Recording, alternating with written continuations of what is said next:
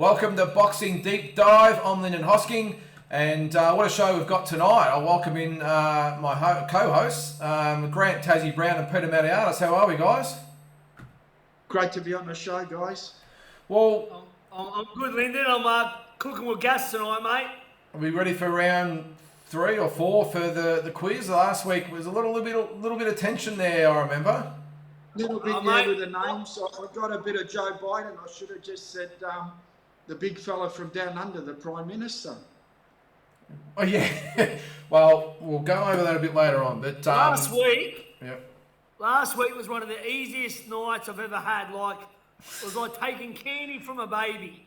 Yeah, well, I don't think Pete was overly impressed. So tonight we're going to put it. We're going to have the proper rematch, and hopefully we do it right. But you know, full names and nicknames. Full names, yes. No surnames. Yes, exactly. So we'll have the latest news, Aussie news, world news, but we've also got an exclusive interview with the Headsplitter, Issac Hardman. Really great interview it was. So we'll be showing that a little bit later on. And then, of course, we've got Tazzie's Tirade, Pete's Slip and Weave, Lynden's Talking Point, and then the quiz to finish off. So let's hope we can get things a little bit better this week. So what we'll start with is some Aussie news. And Tazzie, plenty going on, especially with Lopez and Kambosos fight. I feel like every single week we just talk about George and how sorry we are for him. So right now, they're trying to put it back again, Thriller. So, they're attempting to move the fight for the 5th time, going to the Barclays Centre in Brooklyn. Lopez has signed the contract for it to be moved, but Kambosos refused. So now the IBF has come in to intervene. I think lawyers are involved. It's just, look, it should be taken off and we should go to Matchroom and then Top Rank. I mean, how much has George Kambosos got to put up with? I mean, just let him get his fight, let him get his date with Destiny. I mean, it's just ridiculous. So, Thriller are just a bunch of gronks, and I think, they need to step in and take it off him. But let's hope he doesn't lose the fight, or let's hope he still gets the fight with Lopez and gets his shot. So that's huge news. Obviously, the location for Tim Tszyu versus Tashiki Inui with the Gold Coast Convention Centre. So November 17, so the No Limit boys are doing great work there. And my boy, BTK, Billy Dibb, former IBF world champion, takes on Jacob NG, the Flamingo, who's undefeated. That's a huge show in Queensland by Ace Boxing. So Angela Carlo, the best in the business. And, mate, don't write Billy off, mate. They might think he's past it, but I think Billy Dibb's still got what it takes to beat this very good young fighter. So I'm with you, Billy. Michael Zarafa and Issac Hardman, big rumours there that's going ahead. So end of the year, it looks like. Both sides have been very vocal. And what a build-up that'll be. There's going to be that much shit talk between them two boys. They need probably a 24/7 one of those docos because, they'll be holding nothing back at each other. But, I mean, they're both good fighters, both good guys. They both actually talk it a bit and back it up. So that'll be great. That's a great fight for Aussie boxing. Yeah, well, we'll talk a bit more. You'll talk more about the fight later, and let me just give you a bit of forewarning there. He doesn't hold back as far as his opinion of Michael Zarafa goes, so quite entertaining. And look, I really hope that fight comes off. But I think Pete, social media tends to does a lot of this for him, and sometimes it's probably more wishful thinking than actual proper rumours out there. I'm a little worried, Tazzie. We're getting a quiz later. What was in that drink? I don't want no stimulants. We're going to be doing urine, blood, and everything samples. No stimulants in that drink. I've been on a similar diet to Joe Biden. I'm ready to go this time. I'm a bit like Trump and Biden in the second one, as though I'm going to be forgetting any names. I had a bit of Mexican beef before as well, so if that adds to any more accusations. Now, listen. The remedy now, Tazzie, that was your secret. I'll be Donald Trump. I'll be Donald Trump and you can be Hillary Clinton. So, Pete, I was just saying about Hardman and Zarafa. So a lot of innuendo gets thrown around, a lot of rumours as well in the boxing industry. But wouldn't it be great if it actually come off? Yeah, I mean, that's a fight Australian boxing needs, and it's a crossroad fight. I mean, one of the boxers that wins that fight goes on to big international fights and takes rankings and takes massive points. So it's a fight that Australia needs. It's a fight that's easily made because, you know, they're both not huge, big paying superstars where they're going to be charging $1 million. You can actually, as a promoter, get that fight on, and you can actually get some capital back because there's going to be a lot of interest. Well, let's just hope that the Foxtel and Zarafa thing can maybe be sorted out because they both deserve to be on Foxtel. I know Epicenter and Live Combat Sports and that all great, but this needs to be on Foxtel, and both deserve to get paid. And Aussie boxing deserves to watch this fight because love them or hate them, and I think for either one of them, you could go down that track. I just think it'll be a great fight. But Tazzie, sorry, go ahead, Tazzie. No, you go. I was just going to say, just with the other fight you mentioned before, with the other Aussie fight, Billy Dibb and Jacob NG, that's actually a really big step up for Jacob, isn't it? Because Billy, he's been around the traps. He's obviously on the downside of his career, but that's a tough fight for Jacob NG. It is, yeah. I mean, they're probably thinking Billy's, probably past his best, and it's at lightweight when he was really more of a featherweight, super featherweight. But that's right. Look, it is a step up for Jacob NG massively. But I mean,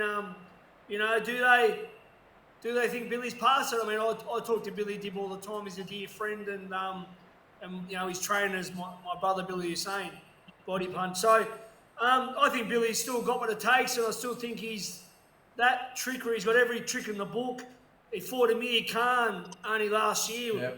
Yep. Stepped up 3 divisions and fought an elite guy like that. So, look, it's a good fight. And I mean, it could be too soon though for Jacob NG. So we might be talking to Billy Dibb soon ourselves. So we'll talk to the man himself. Yeah, no, that'd be good. We might try and get Billy on for a chat, because I'll be really interested to see how he's going. Maybe even Jacob, we might be able to get on at some stage as well in the lead up to that fight, because I think Zarafa Hardman's the biggest Aussie fight out there at the moment, but this certainly is it's a great Aussie fight to put together, and that's what we've touched on in the last few episodes. That's what's great about COVID. Not that there's much to be with COVID that's great, but the fact that these Aussies are fighting Aussies, it's one silver lining to it all anyway. And what's going on with George again? What are they doing to George? Yeah, what do you reckon, Pete? I mean, that's 5 times it's been moved. As Tazzie said, lawyers are involved about Triller being declared in default of the winning purse bid. Now, I think the bid was it 2 million or something? If it goes to the next one, which is Eddie Hearn, I think it was only half that. So how's all that work?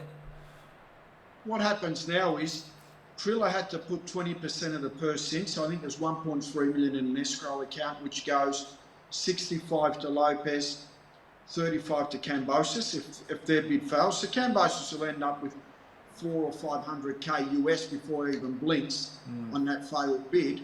So I mean, that's not bad money. We're talking 600 or 700k Aussie.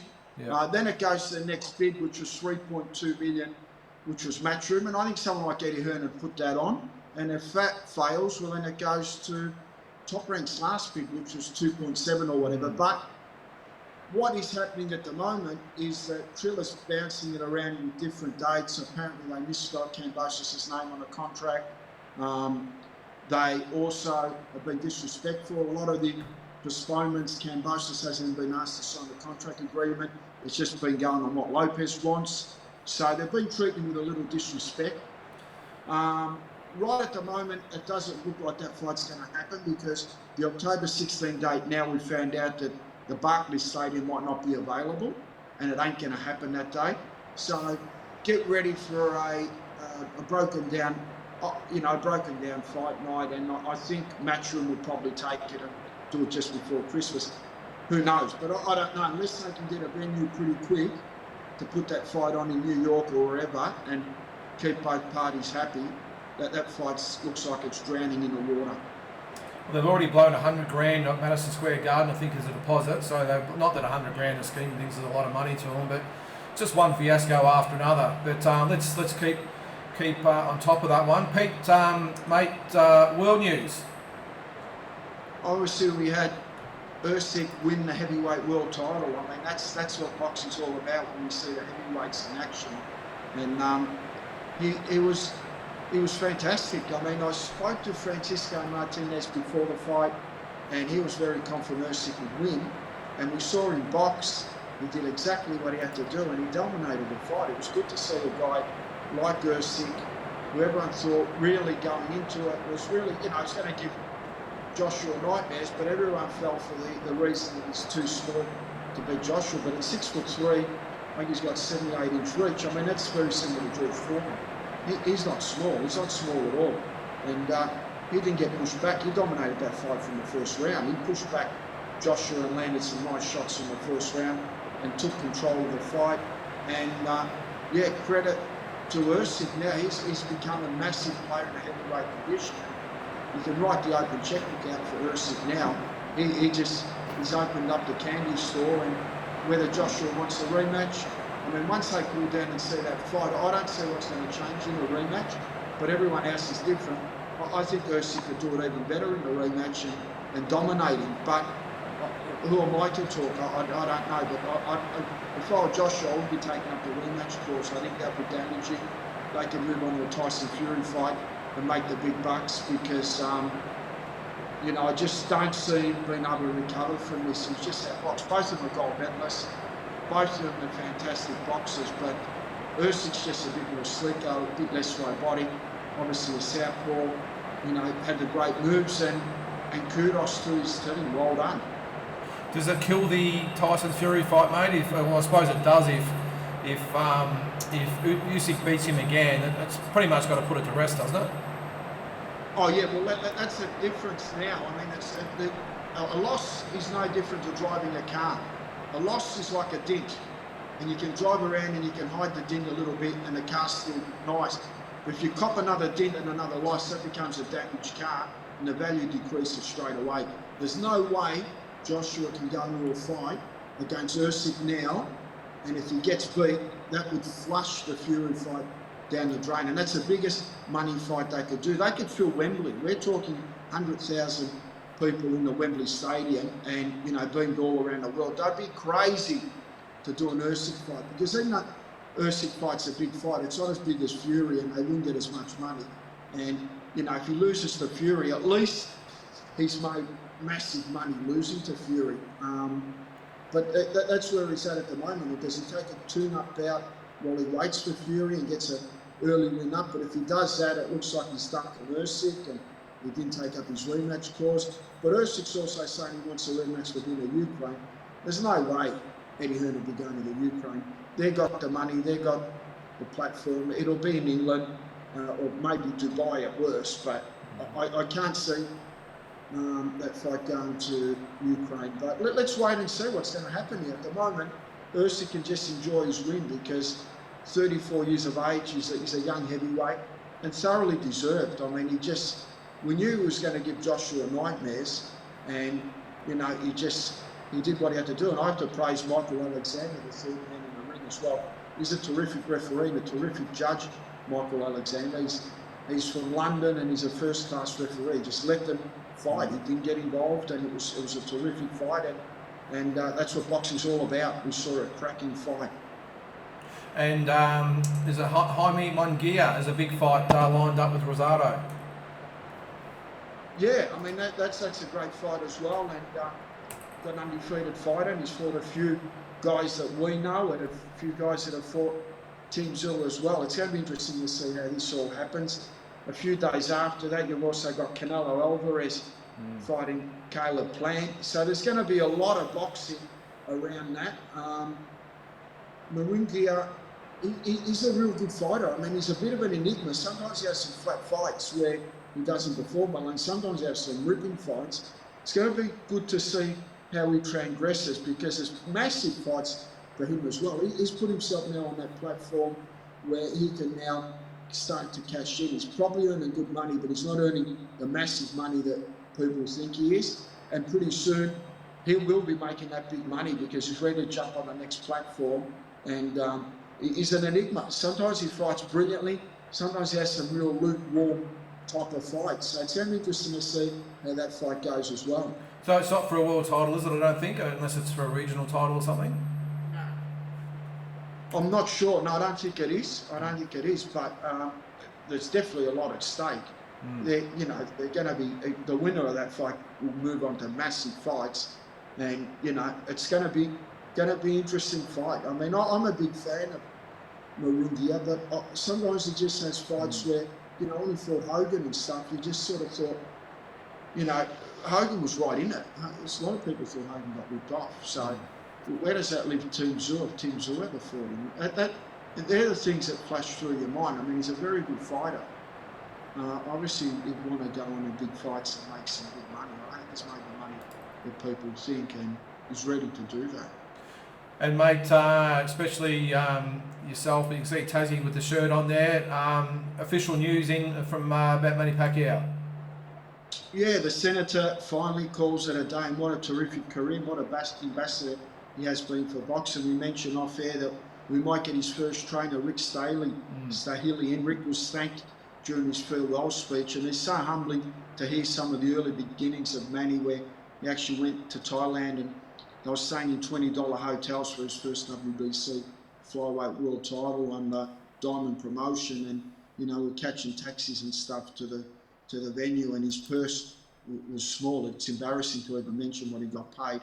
So to start from humble beginnings to become one of the biggest sports superstars in the game, and also now to be going to be the Prime Minister of the Philippines, and he gets a big shot at doing that. I mean, Manny was angling for a fight with Amir Khan in January or December as a send-off in London, and I spoke to Taz Khan about that. I spoke to Sean Gibbons. That was definitely on the cards. But what's happened now in the Philippines, a lot of Manny's competitors that are going for the 2022 collection of presidency have sped up their campaigns. So Manny could not go into a fight and dedicate 3 or 4 months in a boxing and go, oh, hang on, I'm here now, I'm campaigning as a politician, because that would have been miles in front.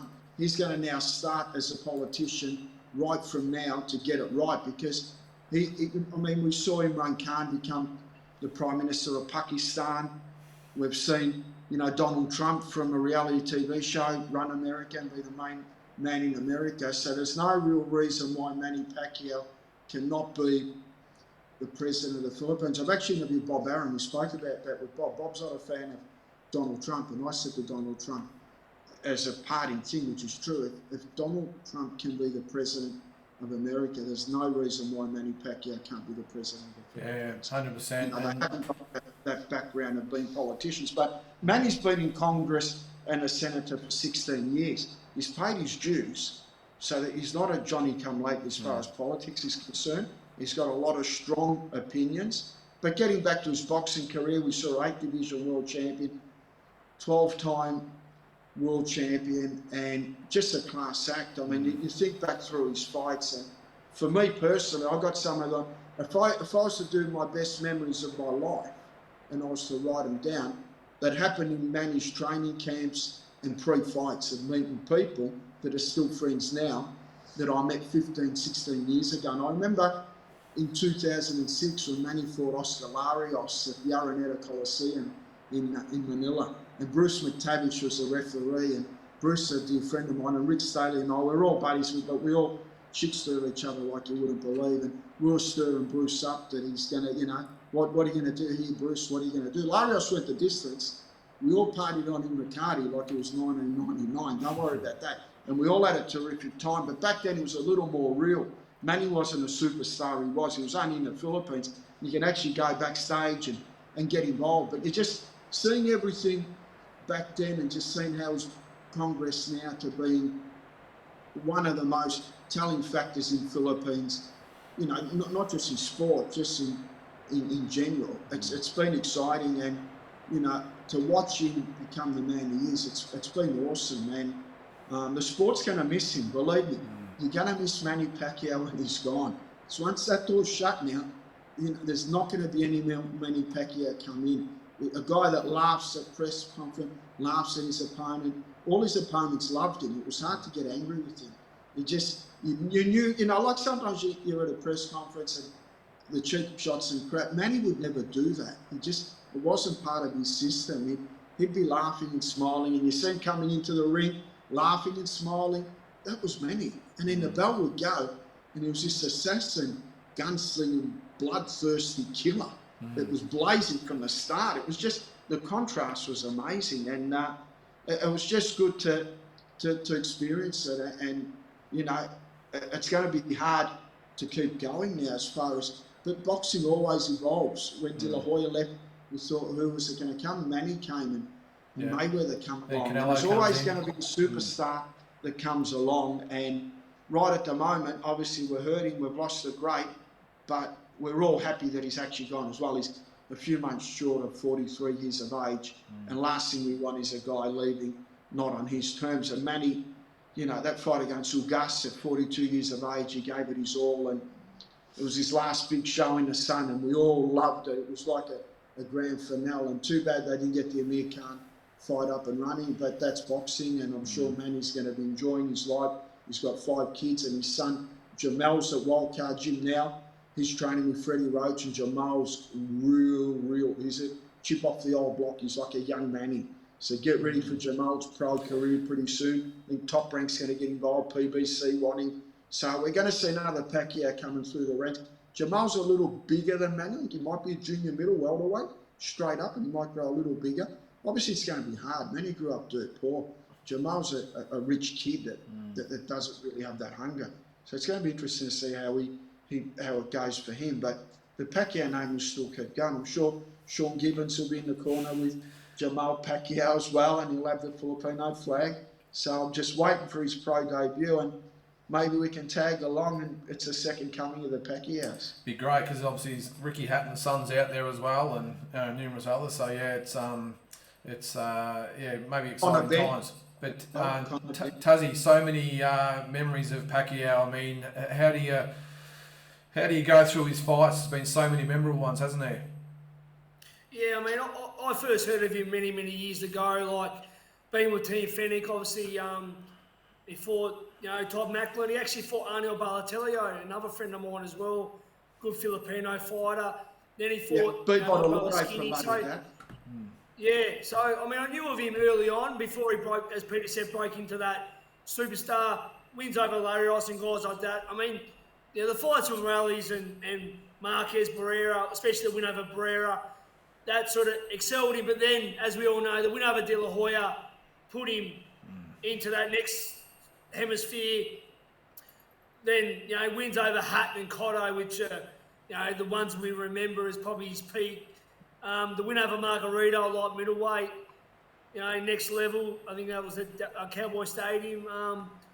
And just everything from there on, you know what I mean? Just, I don't know how many decades, is it 4 decades he's been there at the top. And, I mean, look, there'll never be another man do what he's done. He's a living legend. As Pete said, beautiful humanitarian. What he does for the Philippines, he's built, apartments and subdivisions, and he gives back to the people. And just, he smiles, he laughs. There's never no bullshit. There's never no pushing it away. There's never no putting your opponent down to sell the fight. He just done what he done and got in there and turned into a beast. And I mean, what can you say, mate? Like, he's an Ali type person in the sport, coming from a poor, Asian background and making it. I mean, it's just, if there's not a movie already, there'll be movies about him forever. Yeah. Like, just unbelievable. For sure. No, he'll be sorely missed. And Pete, just one last thing. Maybe some common sense starting to creep in with Riddick Bowe being pulled from the celebrity boxing event next week. Oh. Yeah, 53 years of age, Big Daddy Bowe. A terrific guy, Riddick. He's based in Florida. I've actually met him a few times. He's not a bad bloke. Quite a character. Shouldn't be in the Great fighter. Great fighter. And he was very close to Tommy Morrison. They were good mates. Bowe's speech isn't good. It's a little affected, but his hand-eye reflexes when he warms up is okay. but he doesn't want to be exposed to any big whacks to the head and stuff like that, because we don't realise how dangerous boxing is, and you can never take these moments back. I mean, you can suffer horrific injuries when you get over 50 years of age, and he hasn't been active for so long. It was great that was pulled aside. And look, more fights have to be taken down. The sport doesn't need that, and we've gone past that. And, I agree. Yeah. And we just don't need anything like that, because if something tragic was to happen, you can never take it back. And the fighters just, what happened with Holyfield and Vitor Belfort, that for mine was a bit sad, but I'm glad it only lasted a minute or so, because at least Holyfield copped his money, went home, and he didn't cop 6 or 7 rounds of hits to the head, because he's there in 60 years of age. We've got to get serious now, and we've got to stop stuff like this. Well, it looks like they got spooked, didn't it? That after the Holyfield fight, what happened there, and the condemnation that became of it, and probably the penny dropped that, hey, this isn't muck around. This is a real business, and these are guys' lives you're playing with, and it might be great to throw heaps of money at them, but the livelihood of these guys is at stake. So maybe the penny might have dropped a little bit, and thankfully Evander wasn't seriously hurt. He walked away, but I think it's only a matter of time if they continue down that road, Tazzie, that it's inevitable, isn't it? Yeah. Oh, look, mate, I love Big Daddy, bro. Like, he was unlucky not to make our top 10 heavyweights. He was a great fighter on his day. Could beat anyone. Great, just unbelievable, mate. Unfortunately, like, he let his body and his dedicated discipline with the food and that. But I mean, he could have been an all-time top 5, ability-wise. I just want to add 2 things. Don't sleep on Deontay Wilder. We're talking a lot. Fury's already won it. Yeah. Wilder's coming with something to prove. I feel like I love Fury, and I met him as a bloke, a legend. I feel like he's going to the fight not focused. He's like a celebrity now. His dad's not happy with what he's doing. I think Wilder's going to upset Fury and spoil the party. So let's not get Joshua, Fury and all this stuff. I'm tipping Wilder to upset Fury. I want Fury to win because I like him as a bloke. But I think Wilder's a badass guy with something to prove. And I feel like, I'm tipping Wilder. And Campbell Hatton should not have won that fight the other day. Mate, he's Ricky's son, but I think Ricky might have, I don't know, mate, if he was Ricky's son or not. But I mean, that was shocking the other day against that last minute sub. I know it's hard to have big, your father's thing. I mean, look what Tim's doing. Tim's getting it done. Campbell, mate, is not very good at all. He's not going to go very far. Well, I think Chris Eubank after the fight made a very good point. He said maybe he should get off Broadway and go out into the burbs and get on some of the shows and learn his craft. Don't do it in front of the world, because he's going to face that sort of critique every single time he fights. So yeah. And I like Cole Fox's interview about AJ's loss. AJ shouldn't have tried box Usyk early. He lost a free first round. The bigger man needs to establish his power and rough him up. I mean, I tipped Usyk to win, as you know. I know you guys were 50-50, but mate, bad game plan. He evened it up, I think, after 6 at 3 each, but then he went along Usyk and hurt in the last round. But I mean, he should have tried and box Usyk. I mean, bad game plan, and I just, the level wasn't that big. I mean, it wasn't that much bigger than him, Joshua. People's going on about big man, little man, but he's not really a little man, Usyk, as Pete said. I knew he'd be too good a boxer, and I'm happy he won. Well done, Usyk. Yeah, exactly. All right. Well, as I mentioned earlier, Issac Hardman is our special guest to be interviewed tonight. Couldn't be with us right now, but I pre-recorded an interview a little bit earlier. And as I said, he doesn't hold back when it comes to Michael Zarafa. Deep dive. Thanks for having me, mate. Appreciate it. No, that's great, mate. Well, there's been a fair bit going on. You seem to be not only probably the busiest fighter in the ring at the moment, but also outside on social media. There's only one way to be. That's busy, isn't it? Yeah, well, mate, so tell us about everything, because your fights, you turned pro in, I think it was 2017, I think, from memory. And since then you've had 11 fights, including, was it 3 fights or something in 8 weeks at one stage this year? Yeah, 3 fights in 50 days this year. Yeah, man, the first 2 fights, my boxing career were in the midst of my MMA career when I wanted to hit the heights of the MMA and the UFC. So I took those first 2 fights on relatively very short notice, 4 and 5 days. One of them, my second one with you against It Matt was. Sheehan, which was a great experience. And, the first 3 I got out of the way pretty quickly, disposed of my opponents at light heavyweight, which at the time I was actively fighting at MMA at lightweight, which is 70 kilos. So to be at light heavyweight, 79 kilos, I didn't cut any weight. I ate breakfast for the weigh-in, and then, man, the whole plan was still just to be in the UFC at a young age. And back then in 2017, the talent pool in the Australian Anzac MMA scene wasn't as deep as it is now. My idea was to be in and be the man. Ruptured my ACL, playing a touch footy game 3 weeks before a title defence in MMA. Come back, did the rehab, got on the Hopewadi Gallon card, and my plan was still just to blow the cobwebs out. Because at the time, man, I didn't care about winning or losing in boxing, to be completely honest. And it really didn't matter to me. I just wanted to get out there and be paid for the first 2. And the third one was just to get out in front of a crowd, blow the cobwebs off, go to another MMA fight, sign to the UFC. That was the whole plan. And then, yeah, man, things changed, and I got presented with the contract and the platform it gave me. And for me, at the end of the day, is just I want to compete in one of the coolest sports there is, and the hardest sports, which is combat sports, and get paid accordingly. Because this shit's fucking hard, and I think it's the hardest sport, and it deserves to be paid the highest. I appreciate the way golf, how hard golf could be, but it's putting a little ball in a hole. Where 2 men the piss out of each other in a squared circle.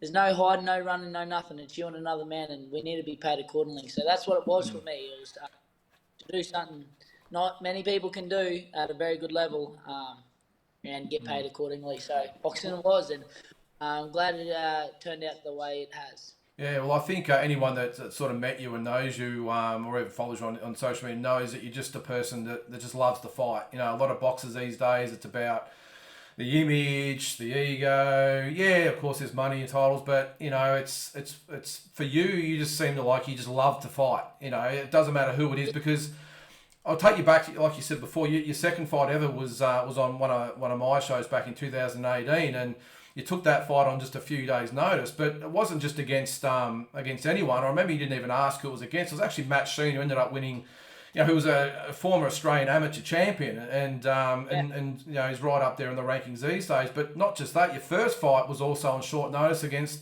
another very, very good fighter in Lucas Miller. And then your third fight was, what was his name? It was, I've got his name here. It was Puano Lepetti, was it? Petty, another Tonga champion, like that. So I actually got told not to take that fight. To be honest, by Stu Duncan was the man setting it up. I didn't know who he was at the time. He said, "Mate, you can't find much on him. I'd tell you not to take it." And I said, "Mate, I couldn't actually look at myself in the mirror at night at the end of the day, knowing there was a fight on the table and I didn't take it and test myself." So I thought, "Fuck it, bit the bullet and look where." And like you said, man, for me, really, there is a lot of other things that go into it for other people. The right fight, the right place, the right venue, this and that. Even I know people whinge about what refs reffing, but I don't really mind who. It's for me is to be just in there fighting someone. It's the happy place now, and that's crazy enough to say it, believe it or not, but it really is. Because I was just going to say on those first 3 fights, not only were they 3 very, very credentialed fighters. You fought them at light heavyweight, like you said, but all 3 ended exactly the same way. Yeah, the big right hand, and that's right, man. I didn't cut weight or anything, and it all finished within the first minute and a half in the first round. So I was pretty pleased with it. Maybe it was the whole not caring if I won or lost and throwing caution to the winner. It's probably, if you look at my earlier fights, that's a lot of the way it sort of went. I was throwing caution to the winner because I didn't really care about boxing, and it was like if I lost in my head. Still, and it's reversed now. It's like MMA is my go-to. Boxing, win or lose, doesn't matter. I've got the backup in MMA. Right now, I'm boxing like a demon, and I want to do it. But still in my head, like if it all goes to shit, I have MMA, and I could go do that as well. So it's like a catch-22 sort of thing. I fight without this it's do or die, make or break. I've got that backup, but still I go in there with the intentions to kill everyone. So, I'm doing it well and I'm enjoying the process. So tell us about, you touched on it before, that you're from the MMA background, obviously, and the UFC was calling. So I know you said you had the injury. What sort of, was there any plans to actually, you're right there, dogs, Yeah, to like stay in MMA, or when was the decision made to go into boxing? Was the fact you just got a call up to go into these fights and you stayed in it, or was there a plan to always go into boxing as well? No, there was never, ever. I wasn't even a fan of when Pacquiao fought Horn here at Suncorp, man. I didn't even get around that. I know a lot of Australia did. I couldn't really care. Man, I know who Floyd Mayweather was just because it's Floyd Mayweather. I didn't know. I think I had to learn about boxing. I had to learn about the weight divisions, learn about the names. So the plan was never to box. It was always to be an MMA fighter. And, like I said, I blew out my ACL and that put me on the shelf for about 9 months. And still coming back was, like I said, to blow the cobwebs out and sign. I had a guy in the gym. He flew in from wherever he was. He was a manager of who now is the UFC featherweight champion, Alex Volkanovski. He said, mate, get this fight out of the way, come back, and we'll sign you to the UFC. Good deal. And I said, all right, sweet. So the boxing was never on the cards until, they put numbers in front of me. And then I sort of had a shift in mindset, and it was a way to connect with my dad, who was a professional boxer as well. Do something that he had done, and he passed away in 2009, sadly enough. So there, I was able to tick that box. Man, and now it's full on boxing. So it's that's all I think about, and all I want to do is box. So but the plan from the start was to be a boxer. I thought, in that, if it come down to who's going to win a fight, MMA fighter's going to win left, right, and centre. So, but this boxer, I'll be able to beat everyone because I've done the MMA as well. So I was just going to say it's a bit of an advantage, isn't it? Because you've done both, so you know exactly what's required. But now you've obviously been really busy, and obviously I was just going to say you've looked more and more comfortable as you've gone. So tell us about. Was it 2019 you signed with D&L Events with Dean Lonergan, and you mentioned Stu Duncan before. Tell us how that's been in the last 2 years. Yeah, it's been good, man. I get along with Dean. We have a very he doesn't beat around. I don't beat around the bush with Dean. I tell him what I want, and maybe I don't always get it, but I'm very transparent with him, and so he's transparent with me and my coach as well. Stu's been good. Like, I know he's Dean's matchmaker, and he's the information man for Dean, because Dean's more of the businessman, and he's in the business of promoting and stuff like that. He doesn't know about boxing. He knows how to make money. Stuart's the guy that I've been told is the breaks down fights and styles and stuff like that. So Dean leaves that up to him, and then they run fights past Stu to say yes or no. But man, to be honest, I don't need a fucking matchmaker. I've matched most of my fights myself on Instagram. On social media, yeah. I'm doing everyone's job. I'm the promoter, the matchmaker, the fighter, and then I've got my coach. But they've been good to deal with, It's been smooth sailing. There's been always, in every, fighter-promoter relationship, there's ups and downs and hiccups and speed bumps and stuff like that. But like I said, we're very transparent with each other, and that's what gets us through is the communication. And if I'm unhappy, I'll tell him. If Blair, my coach, is unhappy, he tells us. He'll tell Dean. So it's been good, man. And it's just I'm always want the next big best thing. That's the thing is, and Dean is like, wants us to take it easy and stuff like that, but I want to be thrown in there. And I get it from his point of view as a promoter. He wants to build me up and make as much money along the way as possible. I just want to be getting in there and getting it done. So I don't like the idea. I've been a big advocate. I hate tune-up fights or keep me busy fights. I've always wanted to be tested. But, it's coming to a point now where I can't just fight everyone. I can't, if some 5-0 guy says my name, I can't jump down his throat and say, I'll punch your head in, because it doesn't make sense. I need the fights that progress my career. At the moment, it's a little funny with COVID. There is the chance of a keep busy, fight for a payday, and man, I'm getting married next year, and I've got this house I've built, so I need to pay the bills as well. And it's getting to that point, it's a big realization that boxing is going to pay for my life and my family's life, my mum and stuff like that. So we got to take those right fights, and that's the idea of having Stu Duncan there and Dean promoting it on the big platform and Foxtel and stuff. Well, they've definitely got the runs on the board, haven't they? Because Dean and Stewart, they promoted obviously Jeff Horn through. They had a process and a structure, and they stuck to it, and look where that took him, and Joseph Parker as well. So just on that, mate, there's been. We'll get to the main crux of it, and that there's been lots of rumours in the boxing world in the last sort of week or two, or probably month or two, that that there might be the prospect of maybe Michael Zarafa. Tell us some. I know you probably can't say too much, but where are we at? Thing with they say we can't say too much. I don't give a fuck. I don't want to keep it a secret. Like that clown and his team. That's what I said.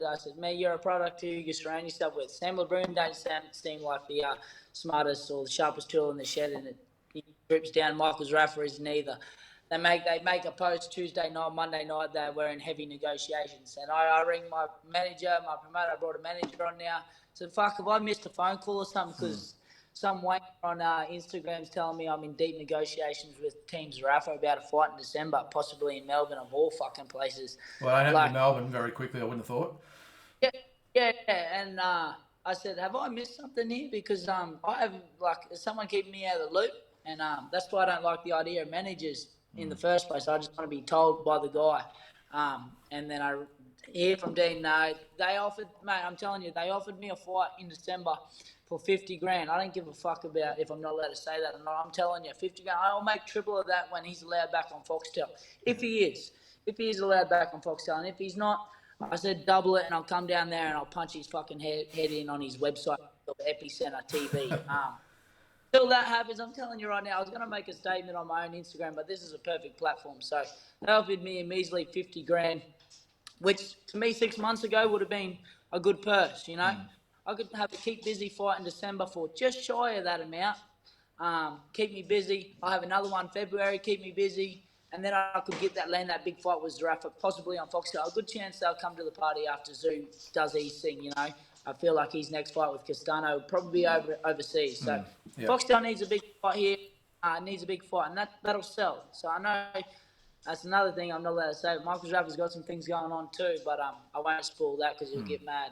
Yeah. But that fight will land on Foxtel. That's where it deserves to be. I deserve to be paid. And so does he. Say the same. Yeah, I guess so. He walked away from a big payday, and that's why they're mad. But yeah, it'll come. But how did you see that? If it doesn't land, it'll be 100K on Epicenter. I'll come bashing. So how does the whole thing sort of come about, mate? Because I know you seem to be at odds with everyone out there in the junior middleweight or middleweight divisions at the moment. But was it how has all this come about? Because obviously Michael he's had the ongoing feud with Zoo. Was it a matter of once that was all said and done, you sort of stepped in and took him on, or? No. What it was is he was after his fights with Jeff Horn, he got ranked in the middleweight division on BoxRec as a universal one. You can't put money in a brown paper bag to get your ranking. BoxRec's the one. He was number one at middleweight, and so I was starting to call his name, and I was amicable with Michael Zarafa. If you go back to our Instagram chats, way at the start, I congratulate him and say, "Is this?" I heard he was coming to Brisbane. I even said, mate, if you want to come down and train, use the gym. So I was friendly with Michael Zarafa. And then it come to a point where, that's the guy that's in front of me now. So I'm going to start saying his name. And I wasn't rude about it to start with. I just said, he's the man. So I want that fight, obviously. And at one point I even said, I don't expect Zarafa to take it because I'm not in the position when I was 5-0, 6-0 just after Jamie Weech. I said, be on to bigger and better things. Which at the time, the Zoo and stuff like that made sense. And then I had more fights, got busier. He obviously was a complete coward and walked away from the Zoo fight. And now he's left. He's got nothing at all going. And I'm the next hot product. He's saying my name to stay relevant. And then the turn, there's always, you can say this and say that. And then there's a line in the sand. Once you step that fucker, step over that with me, there's no coming back, He's all over social media calling me a drunk. I got very close people in the gym that, their uncles and, the mother's brother had died from alcoholism. That's not a thing you should just be spraying people with for a laugh on Instagram. I know he's a big advocate for mental health, but that's a pretty shit bit of banter to throw chat. Imagine if I was an alcoholic. I could be I could be well and truly a closet alcoholic, and I could be battling day to day. I'm not. I don't give a fuck, and that's the thing with me. I don't battle with mental health. So it's like water off a duck's back for me. So he's crossed the line with me, and the second I lay eyes on him, I will slap the spit out of his mouth. Mark my words. So, mate, if the fight does happen, whether it's Melbourne, Queensland, Yeah. December, February, whatever it might be, break it down. He's with all things aside, he's got experience. He's fought some very, very good fighters. Tell us how you win the fight. Man, I'll walk him down until he quits, and that's the that's what it would be. I know I've heard he's very fit, and he will come in prepared and fit, and he'll be on his bike. But you stand in the second fight with Jeff Horn. Jeff rolled that massive right hand over within seconds of the opening bell, and Marcus Raffle was on his bike for 6 rounds because he was worried about that. And it's not hard to see, Tate, how hard I fucking hit. So I don't think he would be engaging me. He's not a big middleweight. Let's be honest. He fought Monday at 71.6 on the scales. I'm on the dot, and I'm well bigger the next day. So man, I have no doubt in my mind I would walk Michael Rafa down and brain him. Within 7 rounds. 7 rounds, I'd finish Michael Rafa, and he'd be laying on his back. He's got a nice sharp jab, and I'm sure it's quick. He probably would well and truly be faster than me, but so was E-Man. You look at E-Man, he looked awesome coming out, 3-4 rounds. He looked fantastic, but they're not sitting down on their punches, and they're glancing blows. I move my head really subtly, he gives me crap, and you can't just walk forward with the right hand, I bet I can, when I get in that ring, it'll all change, and that's what I love is these guys figure that out when they're in there with me, and there's no more running. So I would stop Michael's Rafa within 7 rounds, and I guarantee it. So outside of that fight, mate, that's obviously the biggest fight. I think, and you probably haven't seen the show before, but this is probably one of the fights that we've been actually talking about for some time as probably being the biggest Aussie fight out there at the moment. Even if the fight happens, what's the plans after that? Outside, I'm assuming he's the last Australian you'd probably want to fight. Who are you looking at after that? Liam Williams is in my DMs on Instagram. I'm poking the bear with him, and he's replying. He's showing contract. I'll punch your head in. Guys like that wouldn't reply if I had no merit or no weight in the division. So he knows obviously who I am. I'd love to get over to the UK, and we seem to have a good working relationship with Eddie Hearn, with Brock Jarvis over there, Bridges, the Maloney, Dempsey McKean's over there now. Leon Paro just flew to Vegas as well. Saw that. So I would love to fight even Felix Cash. He's got the Commonwealth title at the middleweight division. He's an English bloke as well. So I feel like we have a good working relationship with Eddie Hearn. I think one of those two guys would be fun for me. Even like Eubank, Dean spoke of Chris Eubank Jr.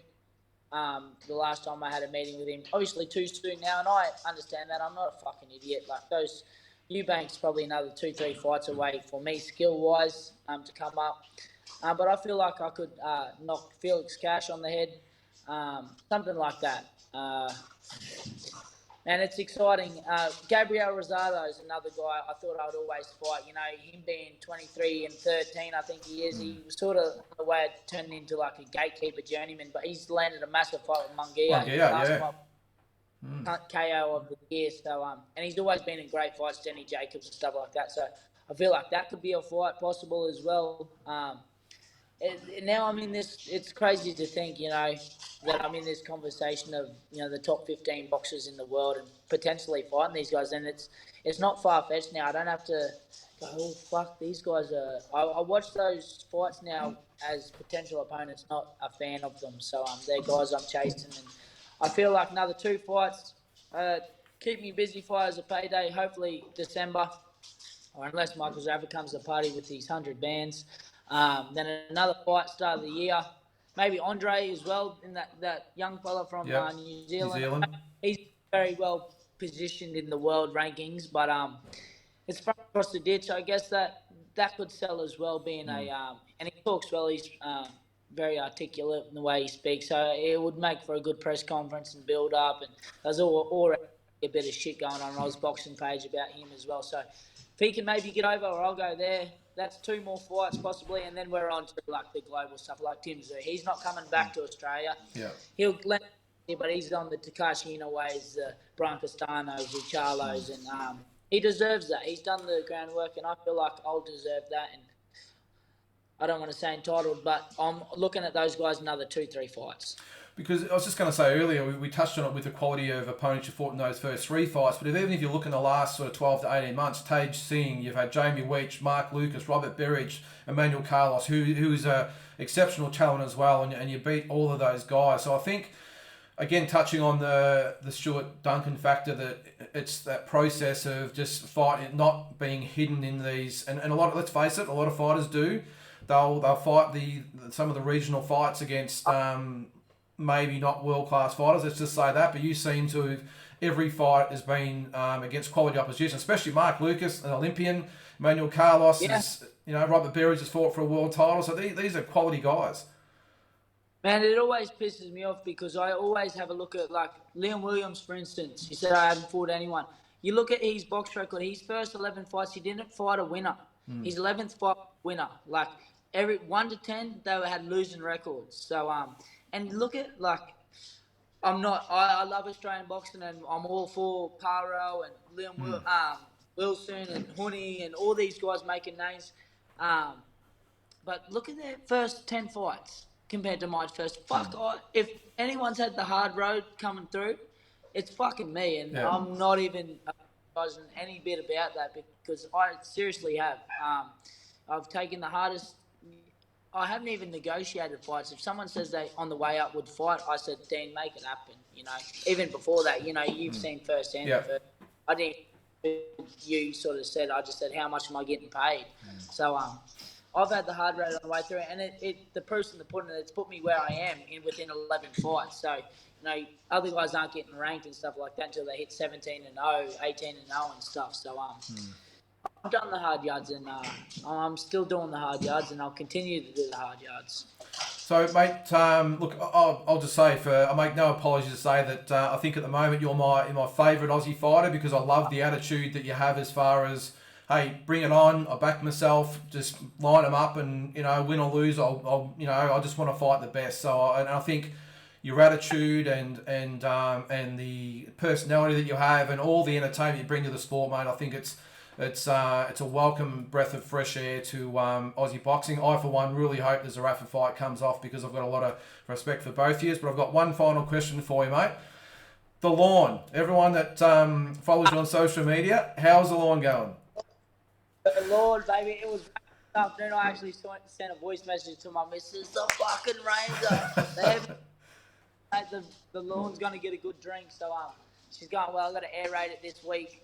I've hit it with the weed and feed last week, so time to give it a little clip coming into spring now. So she's going good. Lamotta, Buffalo, good stuff, mate. We'll really appreciate you being on the show, mate. I hope we can get you on. I've got a question.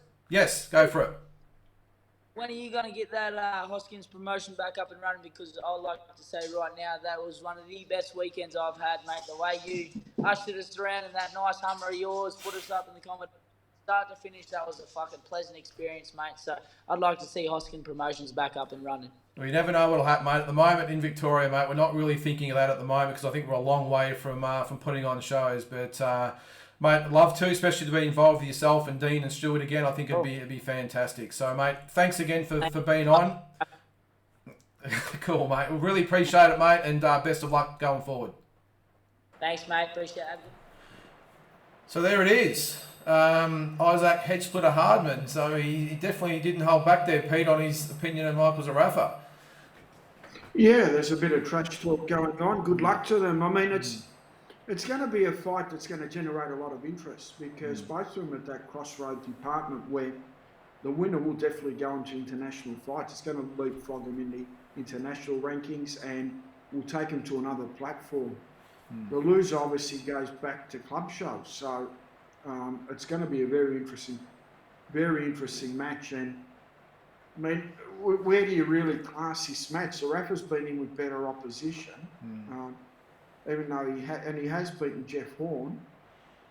So he's gone a distance with Cal Brook. He's got some decent runs on the board. So Hardman's been, real impressive, and he's been improving every fight. And he's also got that MMA background where he he's a first-class fighter. Where do you position both these fights? It's going to be a pretty close fight, in my opinion. It's going to be a real top-class fight. I'd say that's a good fight where you definitely have to see it live and be part of the build-up, because definitely it's going to fireworks, wouldn't there? The sizzle's going to be just as good as the meat. The build-up's probably going to be better than the fight itself. But Tazzie, he doesn't lack confidence, does he? He likes to talk it up, but you've got to give him credit because he gets in there and he backs it up. Mate, I've actually seen his progress from day one. I was there when he come in as an underdog against Miller, knocked him out. Then I was there on your show. He knocked out Matt Sheen first round, then he got a taxi to the airport. Then on the Hopawade Gallen undercard, he fought this good Kiwi ex-amateur star. And I said to him, mate, I go, this guy knocks everyone out in the first round. I go, nah, he's a big underdog. I go, you just watch him, bang, first round knockout. Then he got in with Dean Lonigan and obviously fought on a few more of your shows and become the A side. So he made himself the A side. And there's one thing I know in boxing, there's nothing like an active fighter. He's active. He's fighting regularly. I mean, he fought a week before the last one against Emad when he fought against Barry. So, the thing that kills fighters is inactivity. And he's as active as you get in Australia. He's great for the sport. He talks a bit, he gets there and backs it up. He comes out to horses by Darryl Braithwaite. Mate, he's what Australian boxing needs. I mean, Tim Zhu will go to America and probably, doubt if he'll come back because he'll get glory over there. We need a guy like this. So, mate, hats off to the Headsplitter, mate. He's a character. As I said in the interview, he's the favourite fighter for me at the moment. I mean, a similar one for me is Shannon O'Connell on the female side. She'll just fight anyone, anytime, any weight. She doesn't care. She just brings it on. This is Issac sort of reminds me a little bit of that, So, so let's hope so, because Michael in his own right, even though he didn't win the second Horn fight, you can't question his heart after that performance to get up off the canvas and almost pull it off. So I hope 100%. It comes off. As I said, full respect to both of them, and I think Australian boxing really needs that fight. So let's hope so. Tazzie, mate, it's come to that time of the night where you step up to the plate. Tazzie's Tirade. What do you got this week for us? Well, we touched on it last week a bit about, I don't agree with amateur boxing now letting pros fight. I'm dead against it. Now having the pros fight in the Olympics and all that shit, why would you want to turn pro then go back to the amateurs? All the great fighters that have had to be an amateur and get no money, go to the AIS or go and get sponsors, travel the world, represent your country, you make no money.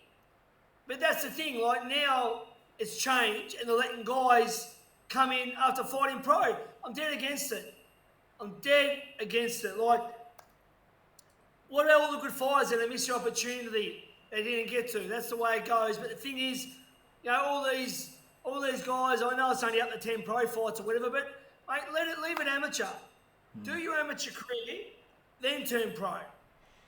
All right? If you turn pro and if you miss out in the Olympics or whatever, then bad luck. You can't go back. I don't agree with it. I think it's an absolute fucking joke. And, they change things all the time, the amateur, whatever they're called now, the fucking world amateur, it's called AEBA or whatever it's called.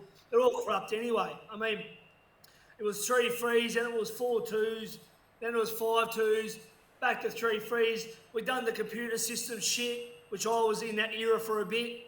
Now we're going back to the pro-style judging. They take the head guards off. The only good thing about amateurs, keep the head guards. Reason being, as you know, Lynden, as an Australian rep on Olympian, I mean, if you're backing up night after night, the risk of getting cuts from head clash and punches, you're going to cut in your first fight. How are you going to go through to the qualifiers and semis? Keep the head guards. Well, the You know, good thing about it, if you've got to get back up and fight 3 or 4 or 5 times. It's an absolute joke, and they'll probably change it again, but I think I'm a dead against it. I myself was, in the Australian team and was at the Olympic level. I missed out on making the 2000 Olympics. Well, bad luck for me. I turned pro. I didn't get to go to the Olympics. Fucking boo-hoo. All right? They should change it. As I said, I'm not a fan of it. They're just fucking up boxing like they always do. The last Olympics, the quality was absolutely average, in my opinion, by most countries. Russia's not Russia. Kazakhstan's not Kazakhstan. Cubans are still okay. It's gone downhill. Everyone's worried about turning pro now. All the good Americans are, for years now, obviously been turning pro before. That's why there's only been De La Hoya Ward and not many gold medalists. I mean, look, they always find ways to stuff up boxing. So, to the amateur organisation, Olympic, a big up your ass, you're a bunch of spastics. Most of you have never boxed. So how do you know about boxing, you stupid old idiots? All right. They're a joke.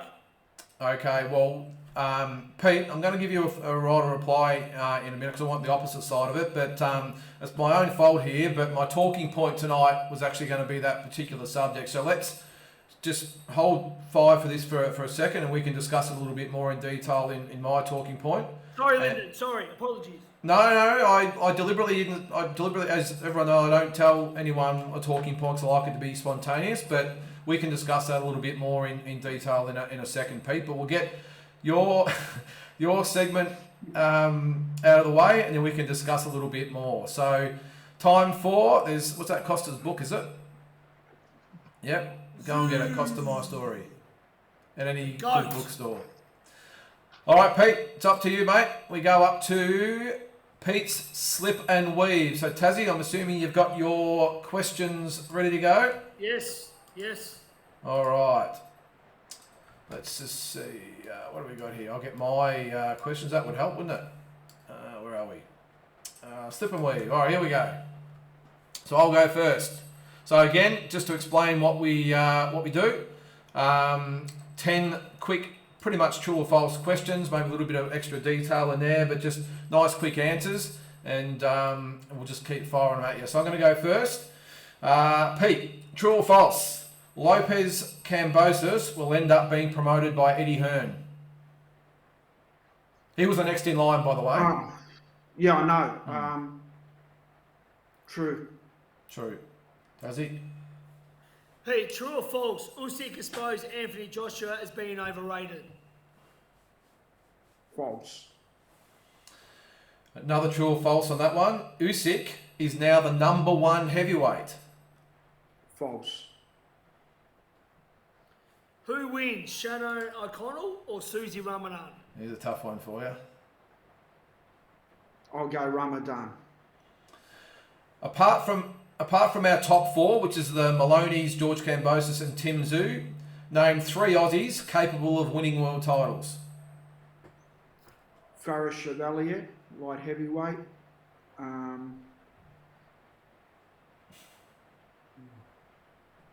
Justice Huni. Jara Pattaya. Okay. Pretty good list. True or false? We haven't seen the end of Jeff Horn.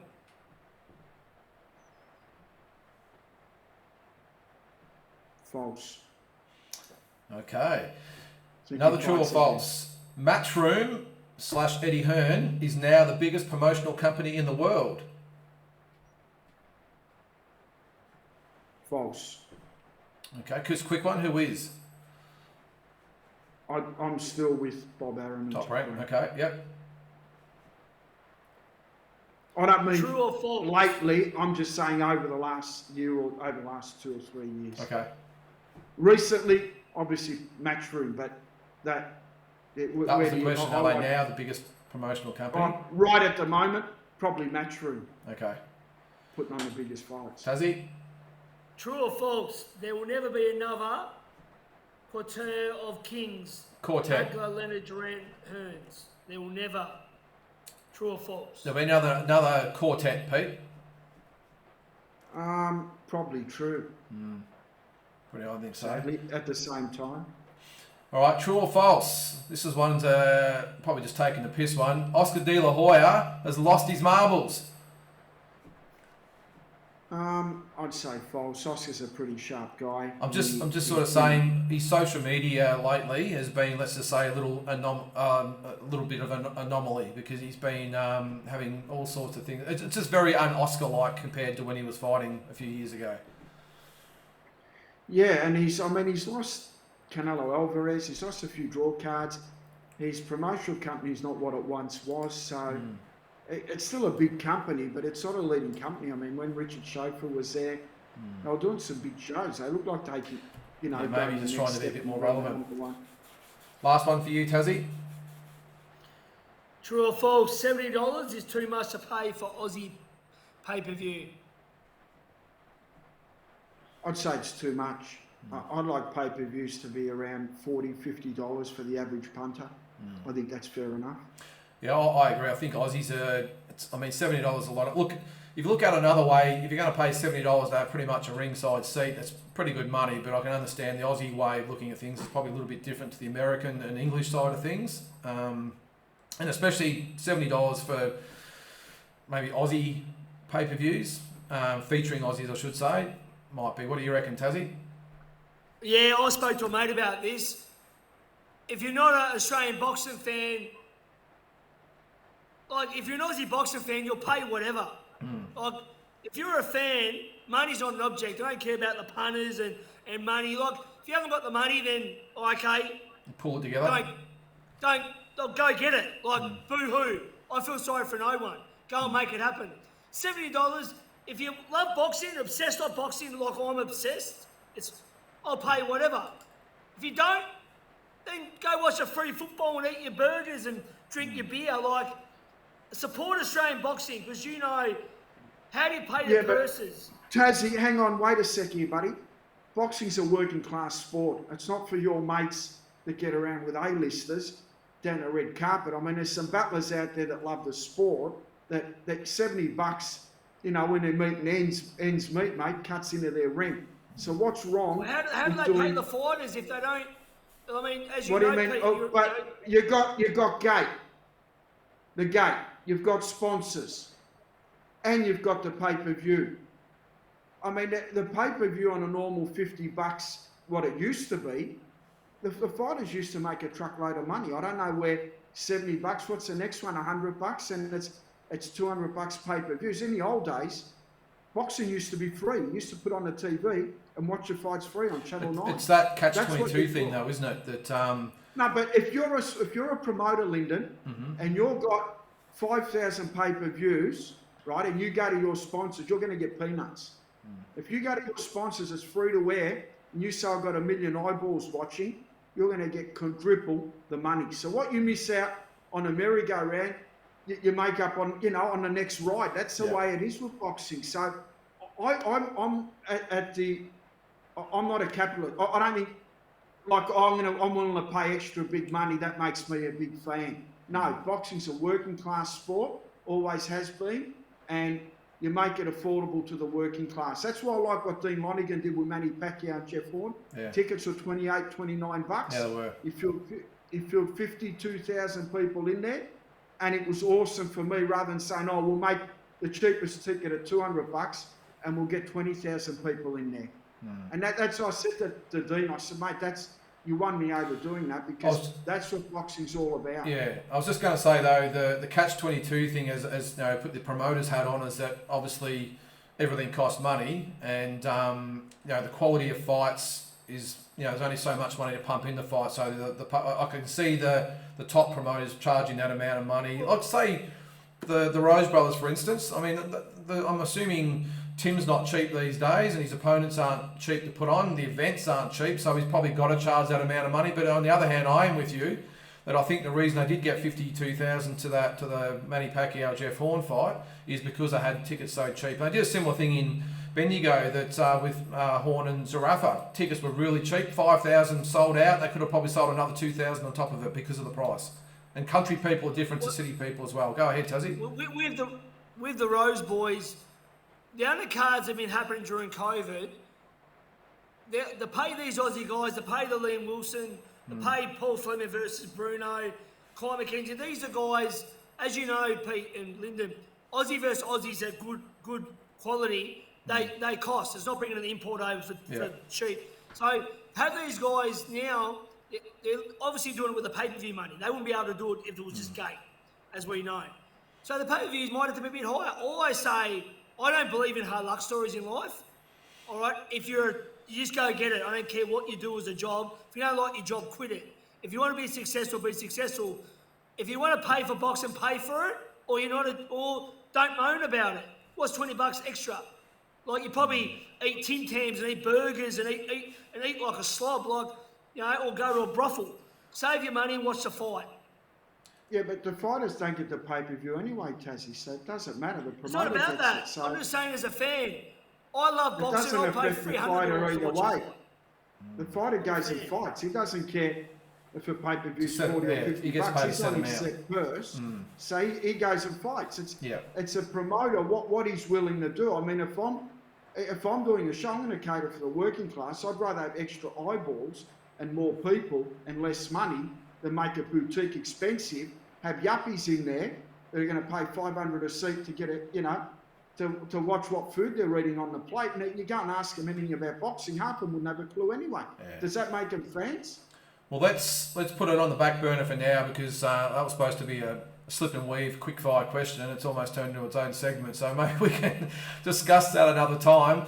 We'll quickly go into my talking point. We won't go on it for too much because Tazzie already had to say and we're running over a little bit of time tonight. But Lynden's talking point, there it is.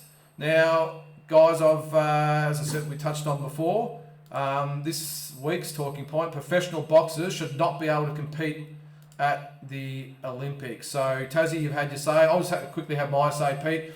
I agree. And the reason why I don't think they should be at the Olympics is because unlike tennis and soccer and all the other sports that are in there and have professional athletes, amateur boxing and professional boxing are completely different sports. Okay, so I think the difference between having professional soccer players versus professional boxers in the Olympics is one thing compared to two different types of fighters have had different careers.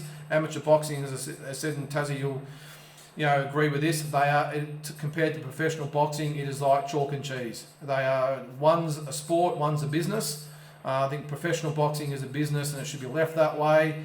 Amateur boxers put the head guards back on, avoid the cuts and all the rest of it, and just make it and just the luster. And as an Olympian myself, to be able to go to the Olympics is obviously the pinnacle of my life, and I'm sure everyone else that's been there. To allow professional boxers into it, I think really dilutes it, waters down the honour and prestige of it. And I just think they should be completely separate. Keep professional boxers out. They get paid all the millions of dollars and whatever is at the top level. Leave the amateurs, the Olympics to the amateur boxers and let them have it without having to worry about professional boxers, invading the turf. What do you reckon, Pete? Look, it's under 10 fights. You tell me any fighter. 10 fights is still 10 fights. Millions of dollars under 10 fights. Most fighters under 10 fights are on club rights. It's not the amount of fights, though, Pete. It's not what I'm saying. I'm not saying it's 10 fights, 20 fights, 5 fights. It's the whole. It's not like Floyd Mayweather's going to walk in and fight at the Olympics or this or that. We're talking about semi-pro fighters that have had under 10 fights and they want to then still go to the Olympics. I don't agree with it, but if you get a guy like a Huni, for example, that was caught in between, and he wanted to get his career up to close to 10 and 0, do the Olympics, then come back and progress and not lose a year and a half of doing the build-up fights from 0 to 10, well, then that can work. But when you go to the Olympics now, it's not the sport at all. I mean, there's surfing, there's beach volleyball, Which shouldn't be in there so either, many by the other way. sports. I'm just saying, so why be hard on boxing? Look, us boxing people, we're the worst people because we want to just be the hardest asses possible.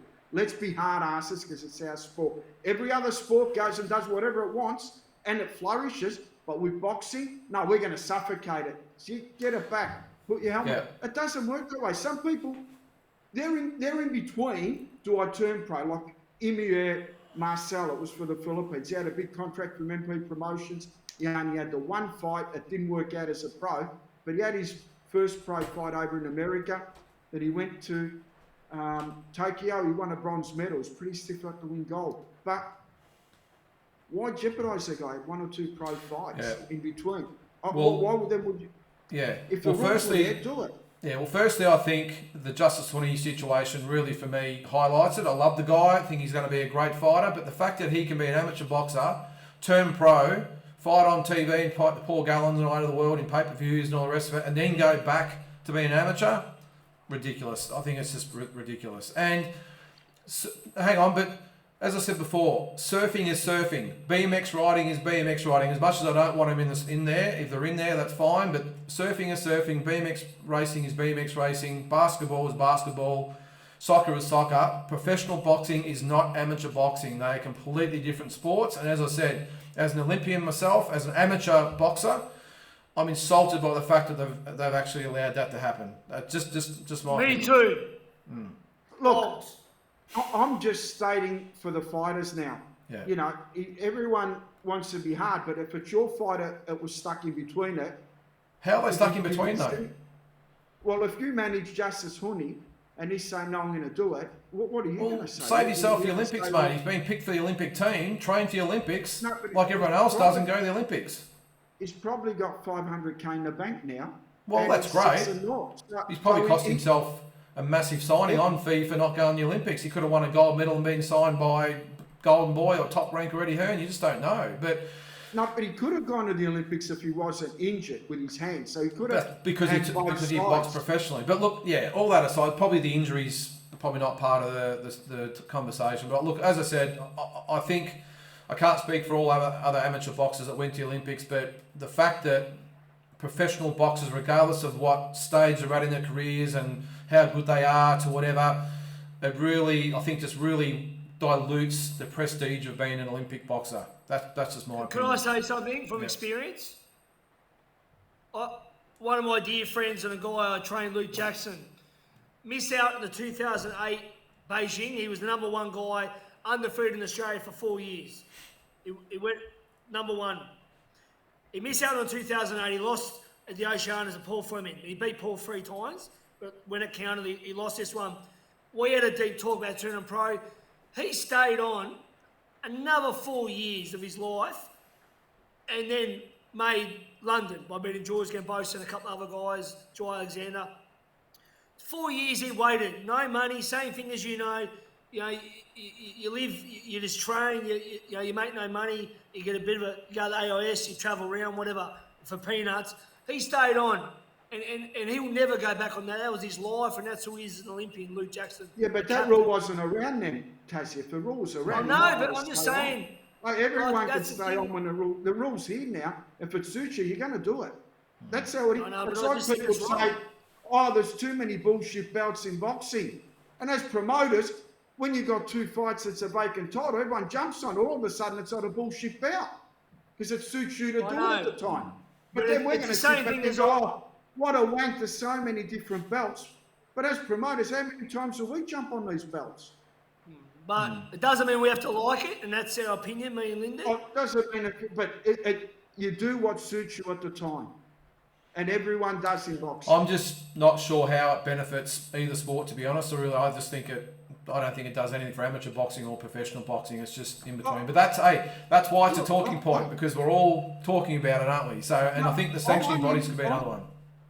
Yeah, I'm only looking at it. I don't support it, but I'm looking at it from a fighter and a promoter's point of view. A fighter that was in that position, and he like we're a year and a half away from the Olympics, and he wanted to knock up at 8 or 9 record, and then go and fight at the Olympics as well. If you could do that, you'd be wrapped because he's going to earn money. By the time the Olympics is over, you've got all the 6s, and he's ready for a 10 or whatever, and he's ready to move on. He's leapfrogged that little part of his career. Luke Jackson would have done the same thing. Every other fighter, if they had the opportunity and the contract was in front of him, would have done exactly what Justice Honey done. I would not. Make no mistake about that. I would not. No, not. So no one takes interim titles of bullshit. No, it's not nothing about it. No. I'm not. It's around. No, but if it's like let's Andrew Maloney won an interim world title, his first one, a vacant interim world title. Everyone's going, oh, it's a wank, it's a wank. Well, if you win it, it's not a wank, though. It's a beautiful title. That's a different argument, though. That's a different argument as far as titles. It's not a different argument. No, it's a whole different conversation. What I'm trying to say is, it's what suits you at the time is best. How does it suit anyone? How does it suit anyone? Well, if you've got a boxer that's had enough of the amateurs, but he's good enough to go to the Olympics and he wants to turn pro, you can whip him up to 10 and naught, then frisk him off to the Olympics, and he does what he has to do at the Olympics. So you have a bet each way. That's all I'm saying. That's all it's there for. Yeah, no, that's fine. That's your opinion. And that's what happened with Rooney. Yeah, and that's fine. I'm just saying, titles aside, that's a whole different conversation about interim versus whatever titles. That's a different conversation. This is professional boxers. No different though. Yes, it is. It's a totally different conversation. It should professional boxers be allowed to compete at the Olympic Games, not about titles and that sort of stuff. And I just think it totally breaks down the significance of being a professional, an amateur boxer, because I think, and representing Australia, because I don't see what significance or relevance or point that it has of being a professional boxer being able to box the Olympics. It has no relevance whatsoever, and it doesn't do either of them any good. It doesn't have a point. It doesn't have a point of being in the Olympics. Why is the rule even in place? Because I think you're a goose for going backwards if you're pro.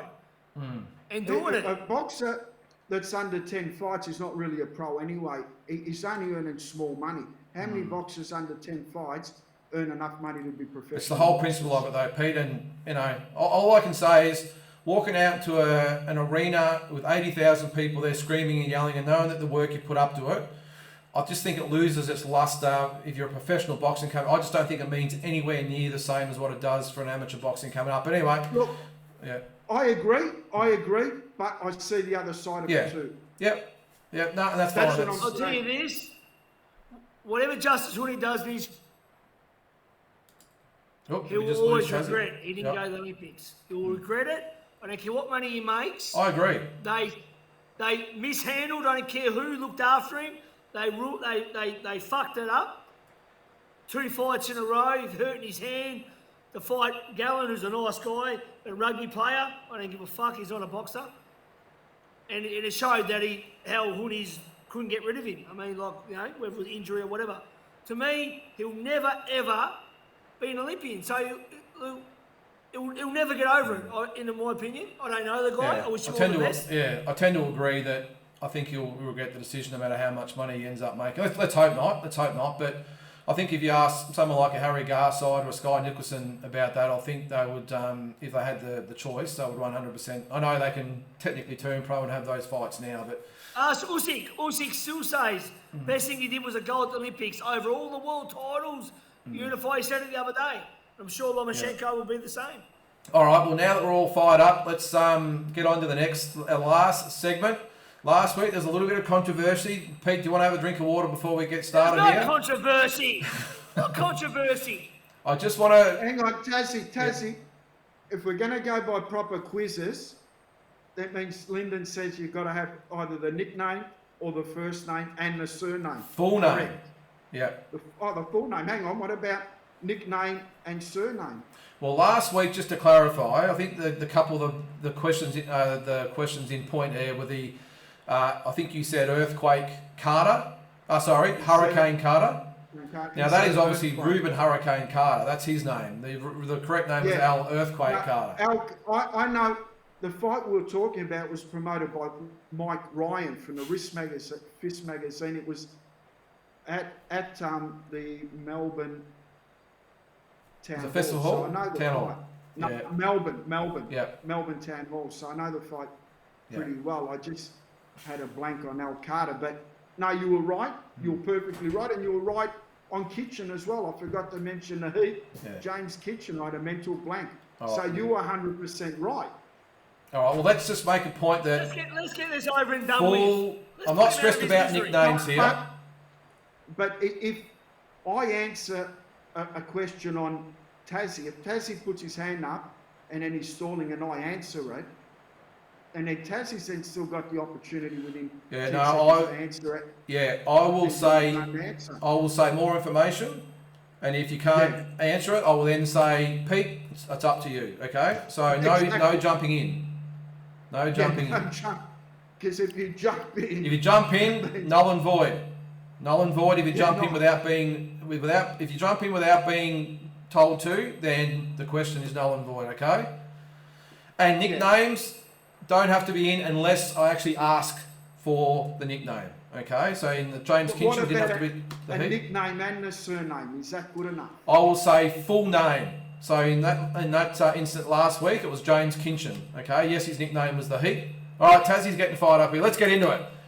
Five Aussie questions to get us started, and then four questions that are who am I at the end. So just say your name, and then I will say who's up. All right, guys, let's get into it. Number one, in what Olympics did Jeff Horn compete?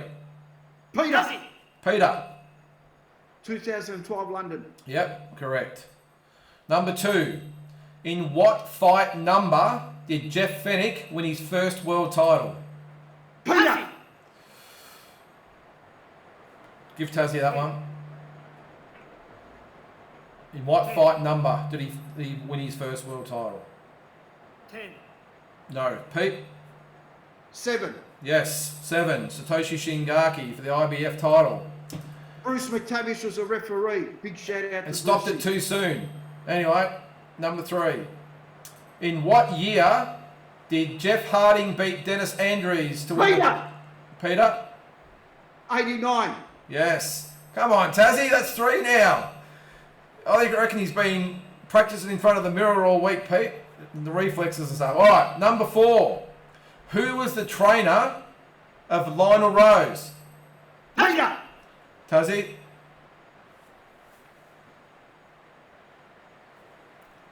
Peter.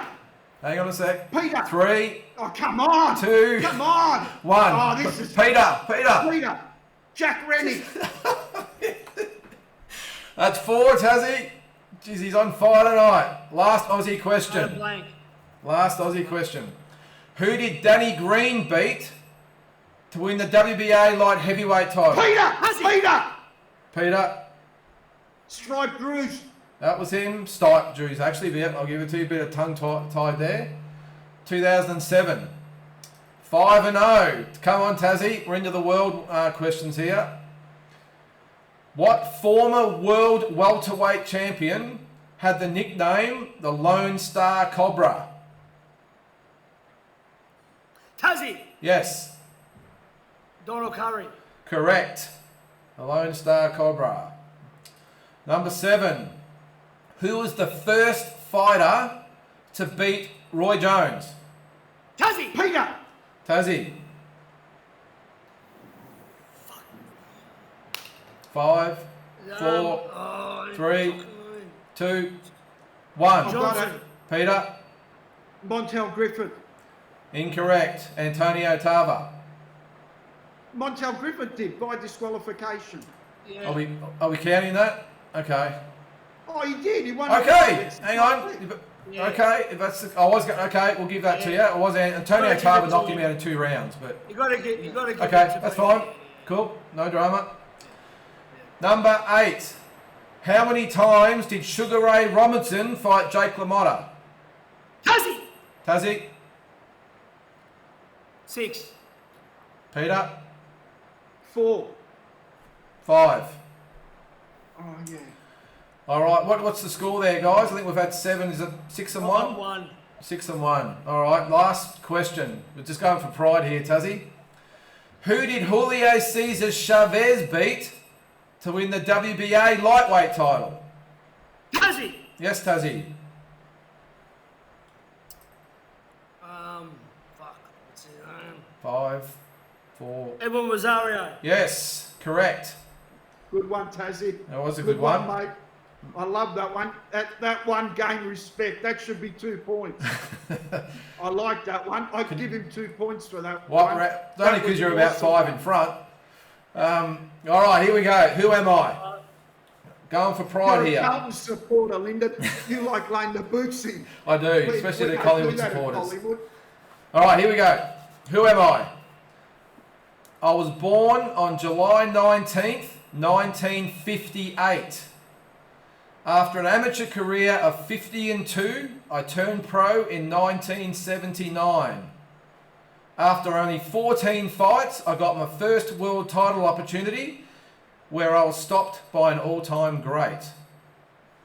I got another opportunity 2 years later and won a WBC world title. After 6 defences, I stepped up in weight and won my second WBC world title. I then participated in another 15 world title fights, Tazzie? Ray Boom Boom Mancini. Incorrect. You get all the clues here, Pete. Participated in 15 world title fights, including 2 against an Australian all-time great. I retired in 1998 with a record of 38-5-2 before coming back in 2008 for a one-off fight to complete a memorable trilogy. I was inducted into the International Boxing Hall of Fame in 2004. I am... Carlos Serrato? Lynden. Yes. Azuma Nelson. Correct. Doesn't count, but that's correct. Azuma Nelson. Yep. No, you got to count it. He got it right. Well, you got it wrong. Gotta give him another. It doesn't matter. It doesn't matter. You win, Pete. So does that level us up at 2-2? Yeah, 2-2. So there you go. Very well done tonight, Pete. I think you unanimous decision win for Pete. I think tonight. So. Well, oi, this drink didn't work. Whatever it was in. And I was that excited about it. We didn't actually do our little home screen there. We've got to put this on. Just there's Pete holding up the belt. Got you tonight, Tazzie. Pete come out the blocks tonight. He wasn't going to be denied tonight. He was on a mission. I think he threw about 150 punches in that first round. I think it was a bit of boom boom Mancini Arturo Frias going on there. I reckon. He had a nice pre. Yeah. Can I just? What did you have for dinner tonight, Pete? What was your pre-fight meal tonight? I had some Chinese actually, and I had one of these drinks, which is nice. It's a Beautiful. You better have one of those next week, See, Tazzie. Yeah, I normally don't have dinner See, before the why. quizzes, so I had a bit of dinner, so I've got the fast food. Yeah, I think going. Tazzie looked like he made weight pretty hard tonight. I reckon that was a hard cut. He looked a bit. Yes, too many minutes in the sauna for Tazzie, I reckon. So nah. Just tell me, Cargraves, you won at a game. We can't afford any type of jeopardy down a boxing thing. Just keep lying to him and hope he doesn't watch the show, Tazzie. Mate, he's on me hard, Nick. He told me, mate, he goes, any more losses and you're out. So. Yeah. Awesome show tonight, guys. And really enjoyed having Issac on. It was a pity he couldn't come on when we were all here, but loved what he had to say. And who knows, might get Michael Zarafa on at some stage for a chat to see what he has to say. But great show tonight. Congratulations, Pete. Have a really good week. Enjoy it. And Tazzie, just try and take a deep breath, get some sleep, have a drink, and we'll go again next week. I'm coming for him next week. Thanks, fellas. Looking forward to it, Tazzie. Catches.